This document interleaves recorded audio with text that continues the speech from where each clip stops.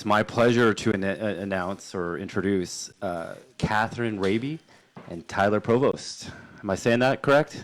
Yeah. Yep. Yeah, all right, I got it right. Cool. What caught my attention and the reason that I even started the conversation with you, Tyler, about getting on the show is because I saw some sort of patch you were wearing about autism. Can you tell me a little bit more? What was that a movement that you guys created or started? Over the last year or so, there's been kind of special events that we've had as a department. 8-year-old girl reached out to us on Twitter from North Carolina saying all the way in North Carolina? Yeah, North Carolina, huge fan of us, huge fan of the department. And then after that, we had another fan reach out to us and, also suffered from autism. So we created the autism awareness patch. I mean, we had people all the way from like the UK emailing, wanting patches. So it's gotten out there for sure. Is it an ongoing thing? Yeah, they just ordered, I think, like a couple thousand more patches because they ran out. So people are still emailing. Autism awareness is 1 month, but realistically, like for people that have families or friends, that's an ongoing thing. So it was just a good way to show that, like, police, we are aware, we do care. Katherine. So I'll start. So I grew up watching Cops with my family. Bad boys. Yes. And then I did like a school project on a career, and I chose police officer. I had to research it, and I was hooked. And so for me, it was a no-brainer.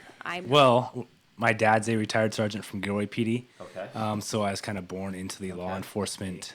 I ended up getting a bachelor's in business because I still wasn't sure what I wanted to do. And business is an easy thing to do, right? Yeah, business you can use for anything. Yeah. Talking to my dad, I want to ride along with him, and he's like, you should look into firefighting. And I was like, that's a great idea. My friends were doing it, and then nobody's really hiring for it. Took all the tests and whatnot, passed, but nobody's really hiring. Maybe I'll just be a cop. And my dad's like, oh, it's a good choice too. So then I applied and got hired by Salinas, and that's kind of how it went. Right? Pretty much daily. Yeah. And you had some pretty huge success, right? Oh, yeah. You want to go into that a little bit? You mind sharing? Sure. In high school, I played sports. I did cheerleading, tennis, swim team. And then I got out of high school, and I did probably what everybody does. I put on a lot of weight. Turned 21, started drinking, and I blew up like a balloon. I think 215 pounds at my heaviest. Wow. So, and I woke up one day, and I was like, done with this. I can't. Like, this is not okay. And I just kind of started slowly making changes and lost like 75, 80 pounds now. Wow. So I played a really low level of, I guess you'd call it professional baseball. League or? I was getting paychecks and stuff. You were actually getting paid. But not very much. Still not getting paid. Yeah. So I did that for 2 seasons and realized that there was 16-year-olds coming from Venezuela that were better than me at age 22. Okay. And they were a lot cheaper than I was to play. I saw the light at the end of my tunnel and finished the season and decided I needed a actual career. yeah. How do you guys manage? You meal prep or you survive on MaxFit meals? We like to say Smoothies? We'll say we meal prep, but really it's Katherine meal prep. I meal prep for the both of us. There you go. Home chef. Usually go shopping together. He pushes the cart at least? Or Yeah. Loads of groceries in the car? Carries it from point A to point B. Does he stack them all up try to make one trip out of like 20 bags? That's the only way to do it. Yeah. Right, okay. I gotcha. Yeah. Sounds right. So, tips for success in our career. Yeah. Take care of yourself. Yeah. Set a goal and know what you want, because if you don't really have like a end goal, you don't have anything that you're really pushing for. So setting goals, managing your finances, being up on top of your finances, knowing, not getting into debt. Yeah, right? that's a big one. Do you follow the same routine? Yes, I'm like die hard, set routine. There you go. And she's just kind of like go with the flow. So, sometimes you don't always verbalize. At least for me. I mean, everybody's different, obviously. For everybody. But I think that my routine is what got me where I'm at. Okay. And I would say I'm pretty successful at age 27. Sure, yeah. So I think the routines are kind of based around your goals, though. So if you don't have goals, you don't really have a routine. Right. If that makes sense. 100%. Yeah. Does, yeah. The fact that I have a goal because I wake up and go to the gym every day.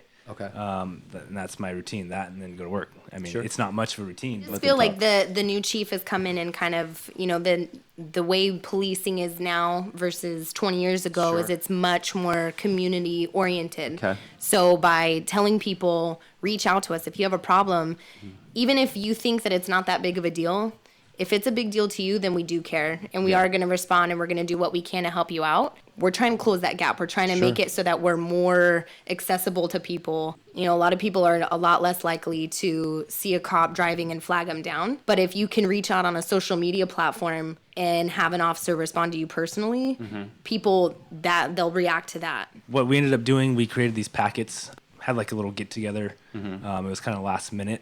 So hopefully next year it's a bigger turnout where we had families who have children who are autistic come down, fill out this packet, what scares them, what they like, take a picture with them. So that way, if we do come across them one day in the streets and we don't know who this kid is or anything like that, you give a description, to the person, on the other side of the radio.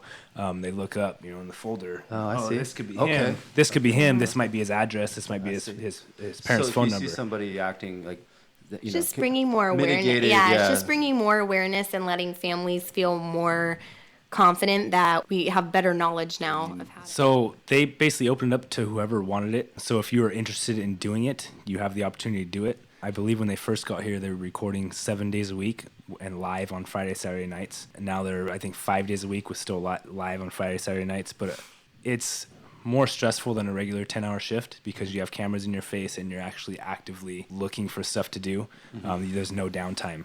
I made a Freudian slip on national television while it was live, and people... Did they I didn't catch Oh, man, they roasted me. Okay. It was so bad, and I just decided that it wasn't... I didn't feel that people were getting what... The reason I wanted to do it and go on is to show that, like, females can be good cops. When people started, focusing on what I looked like, what my hair looked like, I was like, that's not the reason I wanted to do it, and so why do it? Sure. Ride-alongs are the best way, because if you think about it, no other job allows you to kind of, like, test drive before you apply.